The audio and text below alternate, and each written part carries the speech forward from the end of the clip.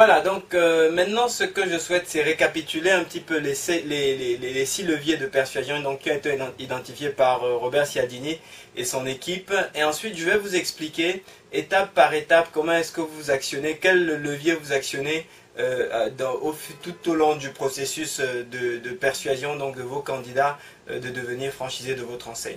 Donc on a vu qu'il y avait 6 leviers de persuasion. Donc le premier levier, c'était la réciprocité. Si vous donnez, vous allez recevoir. Donc c'est mécanique, c'est comme ça. Et vous avez intérêt à donner un maximum parce que en réalité, vous avez la possibilité très souvent de recevoir, de demander en retour quelque chose qui a une valeur largement supérieure à ce que vous avez donné. C'est ça la petite astuce qu'il y a dans le phénomène de la réciprocité et sur lequel vous devez capitaliser pour convertir un maximum de candidats en franchisés. Deuxième levier, c'est l'engagement. L'engagement, ou plutôt la consistance dans l'engagement, c'est-à-dire que lorsque vous avez un candidat, ne lui demandez pas de prendre la grosse décision tout de suite. N'hésitez pas à revoir votre programme, votre plan de recrutement, les différentes étapes de votre système de recrutement pour s'assurer que vous demandez à chaque fois à votre candidat juste un petit effort pour arriver à la signature finale. Ensuite, le troisième, donc c'est la preuve sociale.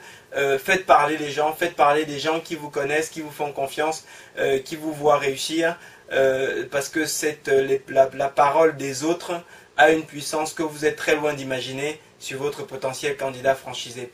Ensuite, le quatrième levier, donc c'est l'autorité. C'est non seulement vous avez intérêt à faire parler les gens, mais vous avez aussi intérêt à faire parler des gens qui ont de l'autorité, des gens qui ont une position reconnue, connue et reconnue vis-à-vis de vos interlocuteurs. C'est votre expert comptable, vos avocats, etc.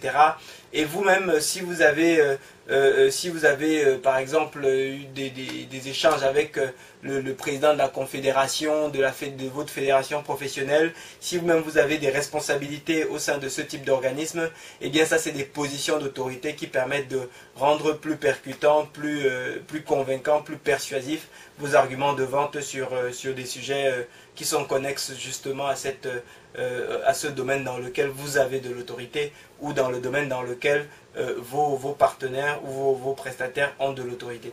Ensuite, donc le cinquième levier, eh bien c'est la rareté. Plus c'est rare, plus les gens le veulent. Et n'importe quel concept a un nombre de points de vente potentiels définis. Donc ça, c'est un élément sur lequel vous pouvez totalement capitaliser pour maximiser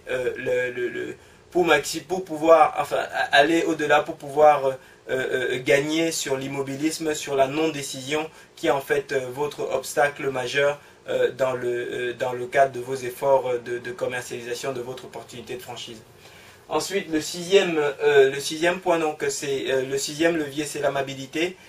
Quand les gens vous aiment bien, eh bien ils ont du mal à vous dire non. Donc faites rendez-vous aimable, et ça fonctionne un petit peu comme la réciprocité, c'est-à-dire que quand vous êtes aimable, ça va vous coûter des petits efforts, mais derrière vous serez en mesure d'obtenir un retour sur des éléments, sur des sujets dont les enjeux sont largement plus importants. Donc l'amabilité, ça paye, et vous avez intérêt dans certains cas, à faire un petit effort pour pouvoir capitaliser là-dessus. Alors, maintenant, ce que je voudrais partager avec vous, c'est comment est-ce que vous utilisez tous ces éléments tout au long de votre processus de recrutement pour pouvoir en tirer le maximum.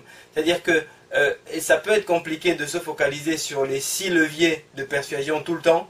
Maintenant, ce que je voudrais, c'est vous donner des conseils actionnables, vraiment des choses que vous allez pouvoir manager, que vous allez pouvoir exploiter, utiliser et mettre à votre profit rapidement et de façon quasiment naturelle. Pourquoi? Parce que vous aurez en fait à chaque fois à vous concentrer sur un nombre limité d'éléments. Alors, voilà votre process de recrutement. Imaginez que tout ça, c'est votre process de recrutement. Vous avez en fait 3 phases. Vous avez une première phase qui est la phase de séduction, une deuxième phase qui est la phase de qualification et une troisième qui est la phase de conversion. Alors, ce qui se passe, c'est que dans la phase de séduction, si vous ne deviez vous concentrer que sur 2 leviers de persuasion, eh bien, les deux leviers, c'est les suivants. C'est l'amabilité, c'est-à-dire faites-vous apprécier par votre interlocuteur et vous allez vous allez obtenir beaucoup des retombées très intéressantes en termes de persuasion, c'est-à-dire que vous allez obtenir plus facilement des oui sur ce que vous allez demander. Donc ça, c'est la première chose. Et le deuxième levier sur lequel vous devez également vous focaliser lorsque vous êtes en amont de la relation, c'est la preuve sociale. C'est-à-dire que montrer que d'autres personnes sont passées avant cette personne, avant votre interlocuteur, et ont approuvé ce que vous avez fait, et ont cautionné votre action, et ont soutenu vos choix, et ont globalement validé la pertinence de ce que vous avez fait avant. Cet élément est d'une puissance que vous ne pouvez pas imaginer. C'est-à-dire qu'il faut savoir que l'esprit humain est par nature paresseux, et tout raccourci qu'il peut prendre pour se faciliter les choix, notamment difficiles, vraiment sont les bienvenus. Et la preuve sociale en est un. Donc si vous devez vous focaliser sur deux choses, et uniquement sur deux choses, lorsque vous êtes en amont de la relation, lorsque vous êtes dans la phase de séduction, lorsque vous êtes donc dans la phase de génération de candidature, eh bien c'est l'amabilité et la preuve sociale. Et dans cette perspective, ce qu'il faut savoir, c'est que la preuve sociale, c'est les témoignages. Donc là-dessus, voilà, sortez le maximum de témoignages. Et en ce qui concerne l'amabilité, lorsque vous êtes en amont comme ça de votre démarche, là on est en train les gens ne seront pas en contact avec vous de façon directe.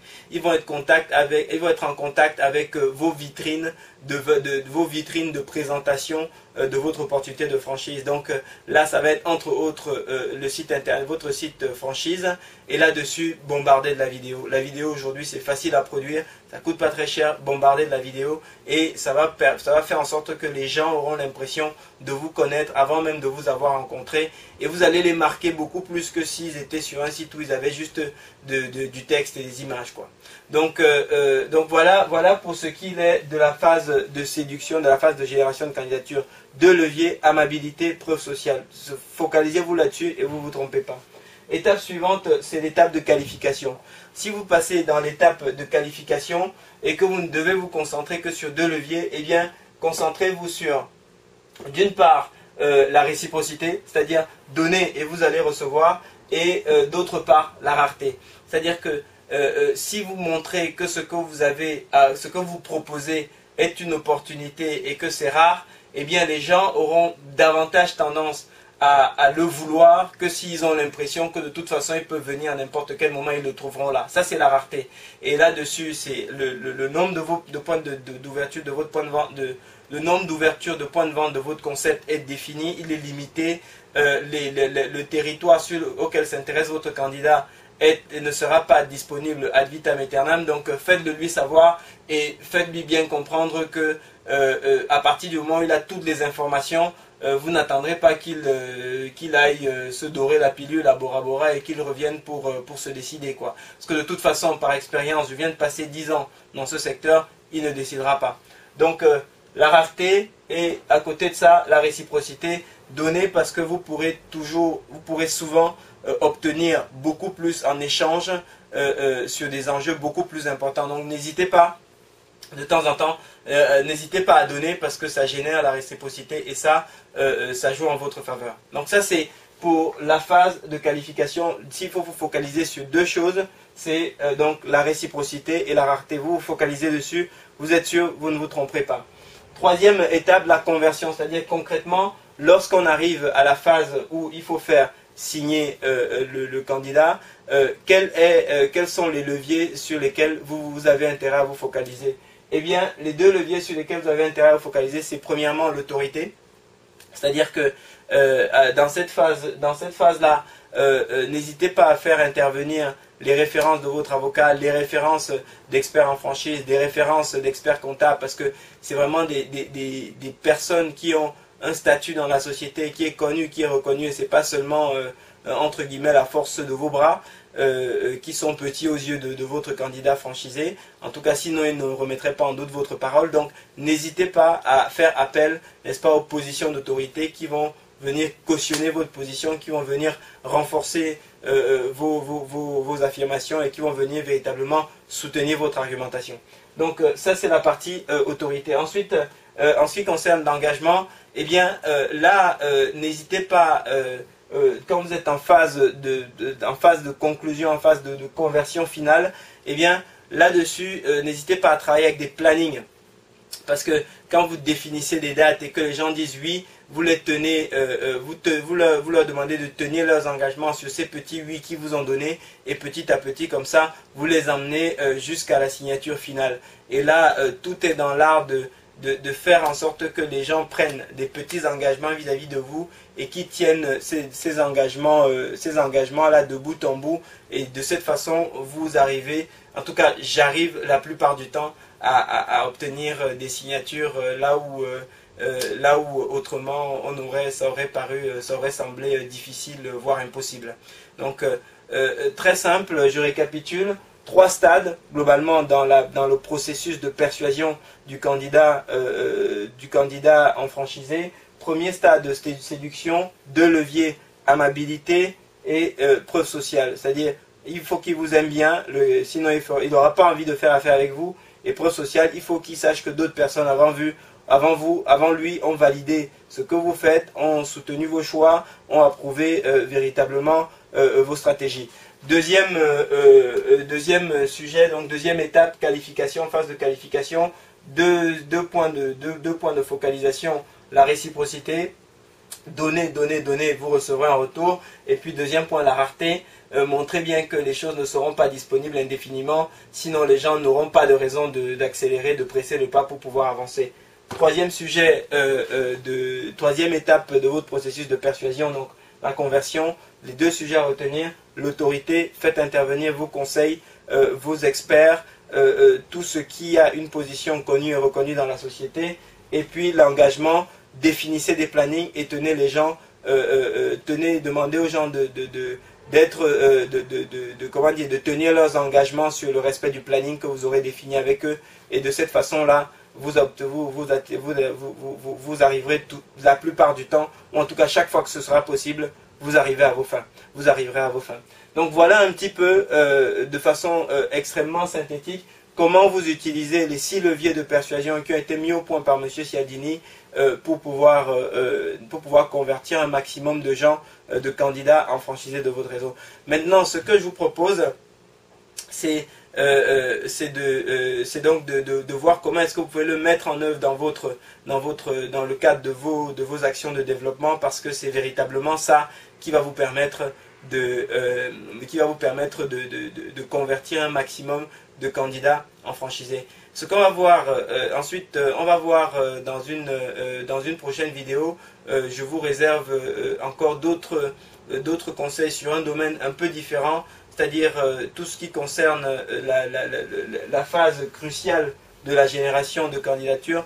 Comment est-ce que vous achalandez l'offre de les offres dans votre comment vous achalandez les vitrines qui présentent votre offre de franchise, parce que c'est extrêmement important. C'est là que vous générez les candidats et c'est là que vous allez entre guillemets planter les éléments qui vont faciliter la conversion par la suite. Donc c'est extrêmement important de savoir comment est-ce que vous achalandez les vitrines de présentation de vos opportunités. On sait aujourd'hui que ça passe beaucoup par Internet. Quel type de support, comment est-ce que vous le présentez, etc., etc. En fonction de vos perspectives de développement, quel est le support le plus adapté. Donc je vais partager toute cette partie, tout ce que je sais sur cette partie-là avec vous sur la prochaine vidéo. Et d'ici là, je vous souhaite très bon succès dans vos projets. Merci.